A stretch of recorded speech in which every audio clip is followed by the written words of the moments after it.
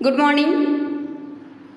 Chapter 4 अकेली, जहाँ तक हमने पढ़े थे आज उसके आगे कंटिन्यू करते हैं। तो चलिए वो शेष जो रह गए थे वो स्टार्ट करते हैं। गली में बुआ ने चूड़ी वाले की आवाज़ सुनी तो एकाएक ही उनकी नज़र अपने हाथ की भद्दी मटमैली चूड़ियों पर जाकर टिक गई, क्योंकि पिछले क्लास में हमने क्या देखा था कि उनके देवर के समधियों के किसी लड़की का ब्याह उन्हीं के गांव भागीरथी के यहाँ हो रहा था। अब इनके समधी वाले गांव में आ चुके थे। दोनों पक्ष, लड़का और लड़की दोनों पक्ष, रईस इनके पुरानी समधी में बुलाने वाले अवश्य हैं। बुआ को ऐसा लग रहा था कि उनके समधी भला उन्हें कैसे छोड़ सकते हैं, सारे शहर वालों को बुलाएंगे और अपने ही समधियों को नहीं बुलाएंगे। गांव नगर में घूमकर खबरें लाती हैं और पता क्या चलता उन्हें कि नेवते में उनका नाम है। पुराने समधी उन्हें अवश्य बुलाने वाले हैं शादी में। अब बुआ नेवता आने से पहले ही तैयारियां शुरू कर देती है और अपने सोमा बुआ अपने पुत्र की एकमात्र निशानी अंगूठी बची थी जो उपहार देने के लिए राधा भाभी को दे आती है कि बाजार में इसे बेचकर कुछ अच्छी वस्तुएं ले आना। और इधर क्या हुआ आगे, तो गली में बुआ ने चूड़ी वाले की आवाज़ सुनी तो एकाएक ही उनकी नज़र अपने हाथ की भद्दी मटमैली चूड़ियों पर जाकर टिक गई। भद्दी मटमैली अर्थात मटमैली का अर्थ क्या होता है, मिट्टी के रंग का, या फिर कह सकते हैं मिट्टी की तरह मैली। उन्होंने जो अपने हाथ में पुरानी भद्दी मटमैली चूड़ियाँ पहन रखी थी उस पर जाकर टिक गई। जब चूड़ी वाले की आवाज़ सुनी तब उनका मन हुआ एकाएक कि कल समधियों के यहाँ जाना है, जेवर नहीं है मेरे पास, तो जेवर ना सही कम से कम कांच की जो चूड़ियाँ हैं हाथों में वह तो अच्छी पहन लूँ। और इस प्रकार एक अव्यक्त लाज ने उनकी कदमों को रोक दिया। अव्यक्त लाज जिसे व्यक्त नहीं किया जा सकता, ऐसे लाज ने उनके कदमों को रोक दिया। कोई देख लिया तो वृद्धावस्था, कहीं इस वृद्धावस्था में उनके इस तरह से शौक, शादी ब्याह में जाने का उत्साह और तैयारी, पूर्व तैयारी को देखकर कहीं किसी ने कुछ कटाक्ष कर दिया तो इसलिए बुआ ये सोच रही है कि पहनूं या नहीं, लेकिन दूसरे ही क्षण अपने इस कमजोरी पर विजय पाती है। थोड़ी देर बाद इस कमजोरी पर विजय पाती है। देख लिए तो देख लेने दो, कुछ कहेंगे तो कहने दो। और वो सामने के दरवाजे से न जाकर पीछे के दरवाजे से पहुंच गई और 1 रुपये खर्च करके लाल हरी चूड़ियों के बंद पहन लिए बुआ ने। लेकिन सारे दिन हाथों को साड़ी के आंचल से ढकी ढकी फिरी। शर्म के मारे उन्होंने लाल हरी चूड़ियों के बंद तो पहने, लेकिन फिर भी शर्म के मारे सारे दिन हाथों को साड़ी के आंचल से ढके ढके फिरी इधर उधर। अब आगे देखते हैं।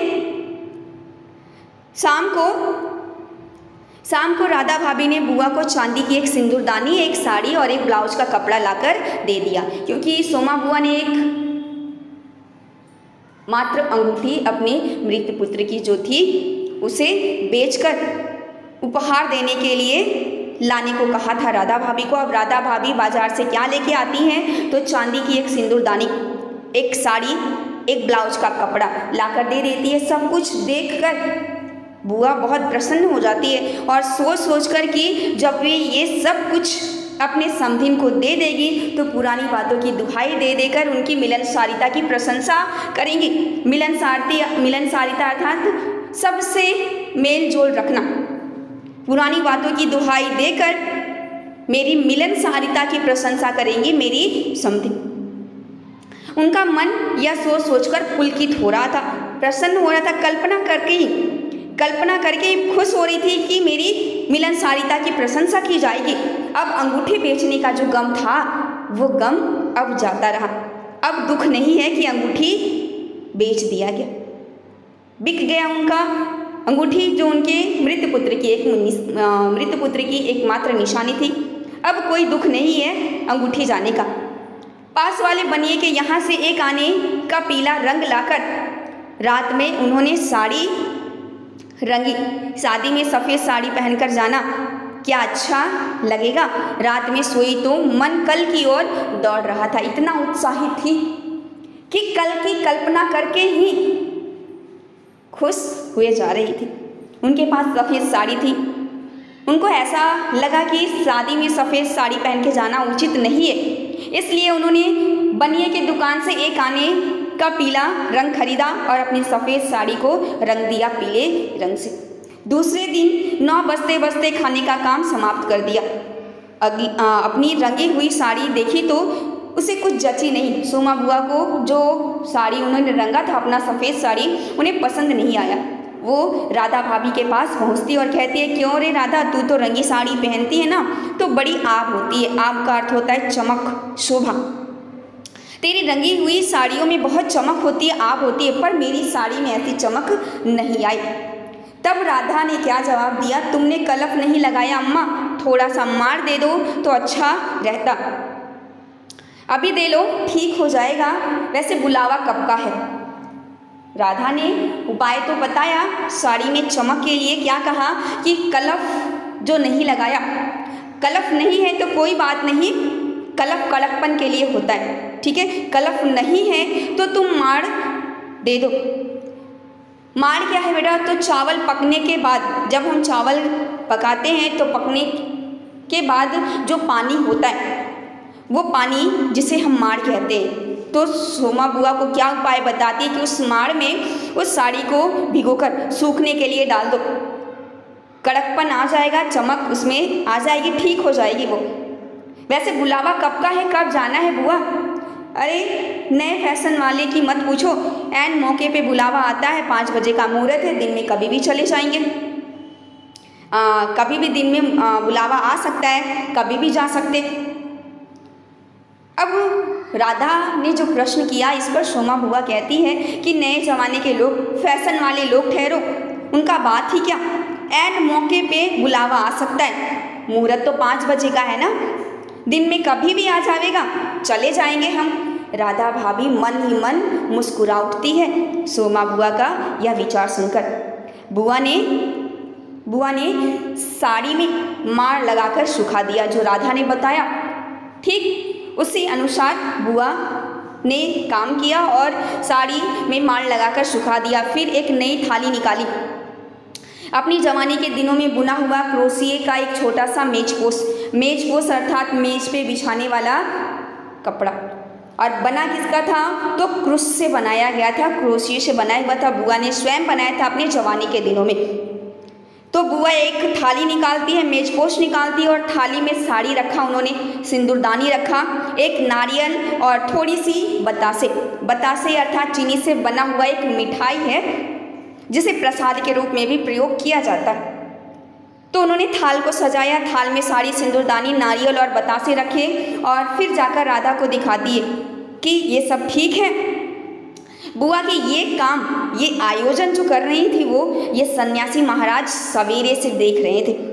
उन्होंने कल से लेकर आज तक कुल 25 बार बुआ को चेतावनी दे दी थी कि यदि कोई बुलाने न आए तो बिना बुलाए चले मत जाना, नहीं तो अच्छा नहीं होगा, ठीक नहीं होगा। और हर बार बुआ ने बड़े ही विश्वास के साथ कहा, क्या कहा, मुझे बावली समझ रखा है क्या? बावली का अर्थ ना समझ, पागल भी कह सकते हैं। तो मुझे पागल ना समझ रखा है जो बिना बुलाए चली जाऊंगी। अरे वह पड़ोस वालों की नंदा तो अपनी आंखों से बुलावे की लिस्ट में मेरा नाम देख के आई है और बुलावेंगे, फिर क्यों नहीं, शहर वालों को बुलाएंगे और हम समधियों को नहीं बुलाएंगे, भला ऐसा कैसे हो सकता है? बुआ सन्यासी महाराज को उत्तर देती है। अब आगे क्या होता है, तो 3 बजे के करीब बुआ को अनमने भाव से छत पर इधर उधर घूमते देख राधा भाभी ने आवाज़ लगाया। उदास मन से वो इधर उधर घूम रही है। 3 बज गए। तब राधा भाभी उन्हें देखती है और आवाज़ लगाती है। क्या कहती है? गई नहीं बुआ? एकाएक चौंकते हुए बुआ ने पूछा, कितने बज गए राधा? क्या कहा? 3? सर्दी में तो दिन का पता ही नहीं चलता। बजे 3 हैं और धूप सारी छत पर से ऐसे सिमट गई है मानो जैसे शाम हो गया, क्योंकि सर्दियों में शाम जल्दी हो जाती। वही कहती हैं कि ठंड में सर्दी में दिन का पता ही नहीं चलता। बजे 3 हैं और छत पर से धूप ऐसे सिमट गई है कि मानो जैसे शाम हो गए हैं। लेकिन फिर एहसास हुआ कि भाभी के प्रश्न का उत्तर ये नहीं है। राधा भाभी ने क्या प्रश्न किया था कि गई नहीं बुआ, और ये उत्तर कुछ और दे रही है। तो फिर ठंडे स्वर में कहती है, मुहूर्त तो 5 बजे का है, जाऊंगी 4 बजे तक जाऊंगी, अभी तो 3 ही बज रहे हैं। अब इनके बातों पे ध्यान दीजिए, इन्होंने क्या कहा? सोमा बुआ ने, मुहूर्त तो शुभ मुहूर्त कितने बजे का है? 5 बजे का। अभी कितना बज रहा है? 4। जाऊंगी 4, अभी 3 बज रहा और जाऊंगी 4 बजे तक। यानी बुलावा आया नहीं है, लेकिन ये अपने विचार रखे जा रही है कि अभी 3 बज रहा है ना, 5 बजे का मुहूर्त है, 4 बजे तक जाऊंगी। और फिर बड़ी सावधानी से उन्होंने स्वर में लापरवाही का पुट दिया। पुट यानी प्रमाण। उन्होंने जो अभी लापरवाही की उसका बहुत ही सावधानी से प्रमाण दिया। बुआ छत पर से गली में नज़र फैलाए खड़ी है। उनके पीछे ही रस्सी पर धोती फैली हुई थी जिसमें कलफ लगा हुआ था और अबरक छिड़का हुआ था। अबरक एक चमकीला धातु है जिसकी तह चमकीली होती है। अबरक के कण बिखरे हुए थे, कण रह रहकर धूप में चमक जाते थे। उनके पीछे की गली में एक धोती सूखने के लिए डाला गया था जिसमें कलफ लगा हुआ था और अबरक छिड़की हुई थी। अब उसी अबरक यानी बुरादे के कण पर रह रह के धूप की किरणें जब पड़ती तो चमक उठते थे। ठीक जैसे ये चमक रहे थे ना, वैसे ही बुआ का चेहरा चमकता। कब? जब गली में कोई घुसता यह देख बुआ का चेहरा चमक उठता था। पता है क्यों? उन्हें ऐसा लगता कि जैसे अब कोई उन्हें बुलाने के लिए आ रहा है, लेकिन जैसा वो सोच रही थी वैसा कुछ भी न होता। 7 बजे के धुंधलके में राधा ने ऊपर से देखा तो छत की दीवार से सटी गली की और मुंह किए एक छाया मूर्ति दिखाई दी। अब ये 7 बजे की बात है। 7 बजे के बाद अंधेरा हो जाता है। अब उस अंधेरेपन में धुंधलके में राधा ने क्या देखा तो छत की दीवार से सटी गली की ओर मुंह किए हुए कोई खड़ा है। और वो कौन थी? सोमा बुआ थी। 7 बज चुके थे। अब यह देखकर राधा भाभी का मन भर आया। बिना कुछ पूछे इतना ही कहा, बुआ सर्दी में खड़ी खड़ी यहाँ क्या कर रही हो? आज खाना नहीं बनेगा क्या? 7 तो बज गए हैं। इस बार राधा भाभी ने ये प्रश्न नहीं किया कि बुआ जाओगी नहीं क्या। राधा भाभी को पता हो चुका था, मालूम हो चुका था कि वास्तविकता का आभास हो चुका था कि सोमा बुआ का बुलावा नहीं आया। अब उन्होंने यही कहा केवल कि सर्दी में खड़ी खड़ी क्या कर रही हो? आज खाना नहीं बनेगा, 7 बज गए। जैसे एकाएक नींद में से जागते हुए बुआ ने पूछा। एकाएक जैसे नींद अचानक कोई झकझोर कर उठाता है ना, ठीक ऐसे ही एकाएक नींद में से जागते हुए बुआ ने पूछा, क्या कहा? 7 बज गए। फिर जैसे अपने आप से ही बोलते हुए, 7 कैसे बज सकते? मुहूर्त तो 5 बजे का था। अपने आप से ही कहती है कि 7 बज गए, 7 कैसे बज सकता है? 5 बजे का मुहूर्त था। यानी फिर उन्हें आभास हुआ 7 बज गए, तो यानी मुझे अब बुलावा आने वाला नहीं है। बुलावा नहीं आया। और फिर एकाएक ही सारी स्थिति को समझते हुए स्वर को भरसक संयत बनाकर शांत स्वर में कहती है, क्या बोलती हैं? अरे खाने का क्या है, अभी बना लूँगी, 2 जनों का तो खाना है। क्या खाना और क्या पकाना। और इस तरह शांत स्वर में राधा के प्रश्नों का उत्तर देती है कि हम 2 लोग ही तो हैं, क्या खाना और क्या बनाना, वो तो तुरंत बन जाना है। और फिर उन्होंने सूखी साड़ी को उतारा जो माड़ में भिगोकर सूखने के लिए डाला था उन्होंने, ताकि साड़ी में चमक आ जाए। वो साड़ी उन्होंने अभी तक पहनी नहीं है, सूखने के लिए रखी थी, वो साड़ी को उन्होंने उतारा। फिर उन्हें सूखी साड़ी को उतारा, नीचे जाकर उसकी अच्छी तरह से तह करना यानी मोड़ देना। अब सूखी हुई साड़ी को उन्होंने मोड़ा और धीरे धीरे हाथों से चूड़ियाँ खोली, जिसे बहुत उत्साह के साथ लाल और हरे रंग के बंद बनाकर सोमा बुआ ने पहना था। वही चूड़ियाँ अब धीरे धीरे हाथों से उतारती है। थाली को जो बहुत ही उत्साह से उन्होंने सजाया था, अब उसे कैसे एक एक सामान वहाँ से उठाया उन्होंने और सारी चीज़ें बड़े ही जतन से अपने एकमात्र संदूक में।